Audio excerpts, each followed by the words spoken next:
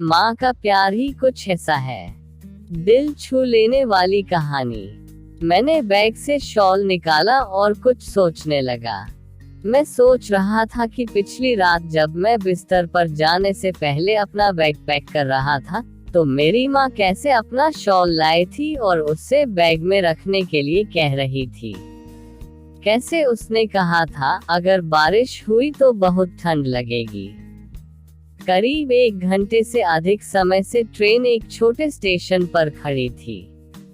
Train में बैठे बैठे मेरा धैर्य जवाब दे रहा था।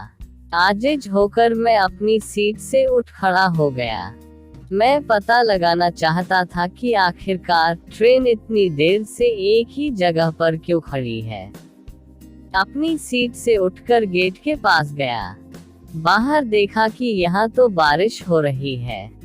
फिर मैं वापस अपनी सीट पर जाकर बैठ गया और अपने सिर के नीचे बैग रखकर लेट गया। काफी देर बाद मुझे धीरे धीरे नींद लगने लगी थी। अचानक एक महिला ने मेरे बाजू को हिलाते हुए मेरी नींद उड़ा दी। मैं उठकर बैठ गया। इसी बीच मेरी नजर एक अधेड़ उम्र की महिला पर गई। वो मैले कुचले और गंदे कपड़े पहने हुई थी और अपने हाथ में अपना हैंडबैग पकड़ी हुई थी। ट्रेन स्टेशन से बाहर निकल चुकी थी और अपनी रफ्तार पकड़ चुकी थी। नींद में मुझे इस बात की तनिक भनक भी नहीं लगी कि कब उसका हैंडबैग उसके सिर के नीचे से फिसलकर नीचे फर्श पर गिर गया था।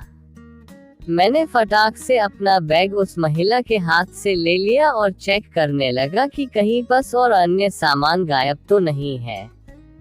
ज्यों ही उसने अपना बैग खोला तो अंदर अपनी माँ का शॉल देखकर आश्चर्यचकित रह गया। बैग में सारे सामान व्यवस्थित तरीके से रखे हुए थे। मैंने बैग से शॉल निकाला और सोचने लगा। मैं सोचने लगा कि पिछली रात जब मैं बिस्तर पर जाने से पहले अपना बैग पैक कर रहा था, तो माँ कैसे अपना शॉल लाई थी और उससे बैग में रखने के लिए कह रही थी। कैसे उसने कहा था, अगर बारिश हुई तो बहुत ठंड लगेगी। मुझे अच्छी तरह मालूम है कि कैसे मैं माँ पर नाराज हुआ था और गुस्से में शॉल को बैग से बाहर निकाल कर रख दिया था, मगर ये शॉल अभी भी उसके साथ था। मैं मन ही मन सोचने लगा, शायद माँ ने मेरे सो जाने के बाद इसे वापस रख दिया होगा। कुछ वक्त बाद जब मैं पानी लेने उठा तो मैंने देखा कि उसका शरीर तो बुखार से गर्म हो रखा है। खुद को असहाय महसूस करते हुए मैंने तुरंत अपनी माँ को कॉल किया और बोला, माँ, कल रात तुम मुझे कुछ मेडिसिन का पैकेट देना चाह रही थी। इससे पहले कि मैं अपनी बात पूरी कर पाता, उधर से उसकी माँ बोल पड़ी, बेटा, तुम्हारे सिर में दर्द है क्या? मैं कतई जाहिर नहीं करना चाहता था कि मेरे बुखार के बारे में जानकर मेरी माँ बेवजह परेशान हो, इसलिए मैंने कह दिया, हाँ माँ। मेरी माँ बोली, मैंने तुम्हारे हैंडबैग की सामने वाली जेब में दवा का पैकेट रखा है, तुम उसमें से निकालकर सिर दर्द की एक गोली ले लो। और हाँ, मैंने पैकेट में बुखार की दवा भी रख दी है, शायद कुछ खा लो। सुनो, मैंने तुम्हारे बैग में एक सैंडविच पैकेट भी रख दिया है।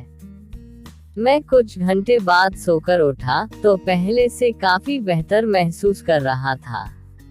जैसे ही मैं अपने पैर फैलाने के लिए उठा तो मेरी नजर गलियारे के पास बैठी एक महिला पर पड़ी। उसने अपने बच्चे को गोद में ले रखा था। खिड़की से ठंडी हवाएं आ रही थी। उसके शरीर पर पड़े फटे पुराने कपड़े इस ठंड से बचाने के लिए नाकाफी थे। मैंने गौर से देखा तो पाया कि अरे, ये तो वही महिला है जिसने उससे पहले जगाया था और उसका बैग लौटाया था। बिना सोचे समझे मैंने बैग से अपनी माँ का शॉल बाहर निकाला और ठंड से कांप रहे बच्चे को उड़ा दिया। मैंने देखा कि बच्चा कैसे अब सुकून से सो गया है। मैं सोचने लगा, वह एक नहीं बल्कि 2 माताओं के प्यार और स्नेह की चादर से लिपटा हुआ था। माँ के प्यार की तपिश ही कुछ ऐसी है।